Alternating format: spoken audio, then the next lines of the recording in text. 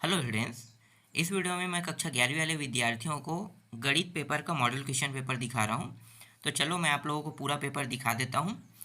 और जितने अध्याय तक अभी आपके एग्जाम में आएगा उतना अध्याय तक मैंने पूरा कंप्लीट करा दिया है ना, 14 अध्याय तक करा दिया है। और ये 14 अध्याय जो है ये प्रबोध के बुक से मैंने कराया है ना। तो प्रबोध के बुक में बहुत सारे अध्याय हैं, कुल मिलाकर 26 अध्याय दिया हुआ है, जिनमें से 14 अध्याय मतलब 14 भी चल रहे हैं, एक दो प्रश्नावली बाकी है, ये भी जल्द ही कंप्लीट हो जाएगा। तो लगभग मान सकते हैं कि 14 अध्याय तक मैंने कंप्लीट करा दिया है। तो 14 अध्याय तक के ही आपके अर्धवार्षिक पेपर में प्रश्न आएगा। तो चलो मैं आपको मॉडल क्वेश्चन पेपर दिखा देता हूँ।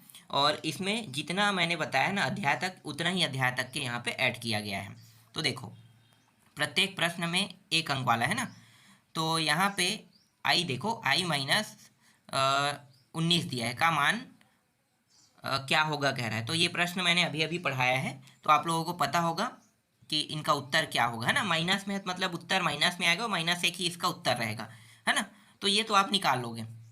चलो दूसरा देखो, यहाँ पे दिया हुआ है जी बराबर 7 और 8 दिया है, और एच बराबर दिया हुआ है 5 4 2 दिया है। तो जी गुणित एच का मान ज्ञात करो कह रहा है। तो अध्याय 1 से प्रश्न है, ठीक है। इनको बना के देखना है आपको, मैं यहाँ पे मैं उत्तर नहीं दे रहा हूँ।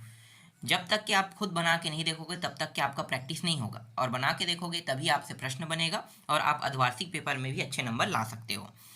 तो इसके बाद देखो तीसरा प्रश्न, अनुक्रम 8 4 0 और यहाँ पे दिया है का अंतिम पद -24 है, पदों की संख्या ज्ञात कीजिए। सरल प्रश्न है ये। चौथा है सिद्ध कीजिए। तो यहाँ पे देखो कॉस 11 अंश दिया हुआ है और साइन 11 अंश है, अपान कॉस 11 अंश माइनस साइन 11 अंश। पता है कैसे बनेगा? चलो आगे देखो, मुझे पता है लेकिन मैं बताने वाला था, लेकिन थोड़ा रुक जाते हैं ना।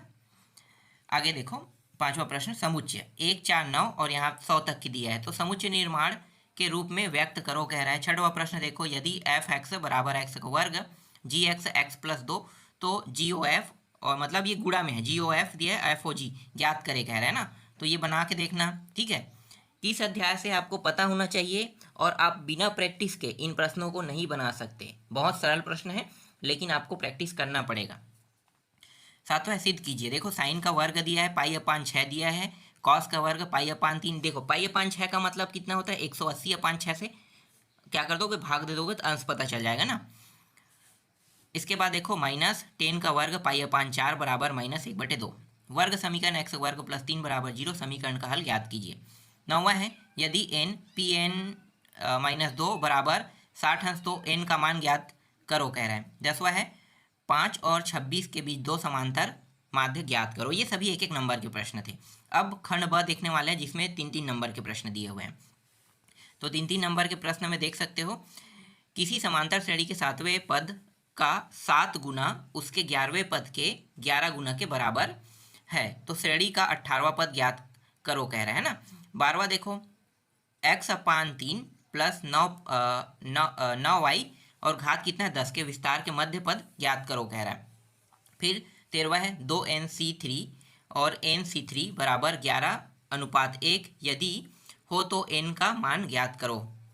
और यहाँ पे नेक्स्ट प्रश्न है, असमीका 2x प्लस वाई बड़ा और बराबर 6 तो को आलेख विधि से द्विमीय तल में निरूपित कीजिए कह रहे हैं। ये प्रश्न हम लोगों ने अभी अभी देखा है ना। कौन से अध्याय में, 11वां 12वां, कौन से अध्याय में देखें अभी, पता है? देखना अध्याय, ठीक है। बहुत सरल प्रश्न है, मैंने आपको बताया था जीरो ही इम्पोर्टेंट है।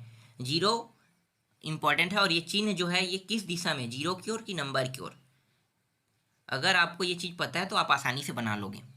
इसके बाद 15 है, सम्मिश्र संख्या 3 प्लस 4i का वर्गमूल ज्ञात करो। 16वां प्रश्न, समीकरण tan का वर्ग थीटा प्लस 1 माइनस करनी 3 tan थीटा बराबर करनी 3 को हल करो। इसके बाद 4 नंबर के प्रश्न है, गणितीय आगमन सिद्धांत से सिद्ध कीजिए कह रहा है। ये प्रश्न भी हमने अभी अभी देखा है, और इसमें अथवा प्रश्न भी दिया हो। देखो अब कुछ प्रश्न अथवा वाले भी आ रहे हैं ना। 4 नंबर का तो अथवा तो मिलेगा, 3 नंबर तक के आपको अथवा नहीं मिलेगा, लेकिन 4 नंबर के प्रश्न में आपको अथवा देखने को मिलेगा ही मिलेगा। इसके बाद है 18वां प्रश्न। 18वां प्रश्न भी देख सकते हैं, और ये मंडे वाला जो है अध्याय 14 से ही है, अभी अभी हमने इसे कंप्लीट किया है। और एक रहा, यह रहा 19वां प्रश्न। एक व्यक्ति ऋण का भुगतान 100 रुपये की प्रथम किस्त से शुरू करता है, यदि प्रत्येक किस्त में 5 रुपये प्रति माह बढ़ता है, तो 30वीं किस्त की राशि क्या होगी। ये वाला अध्याय हमने देखा है कि नहीं, मुझे याद नहीं आ रहा है। चलो इसको खोज लेना, ठीक है।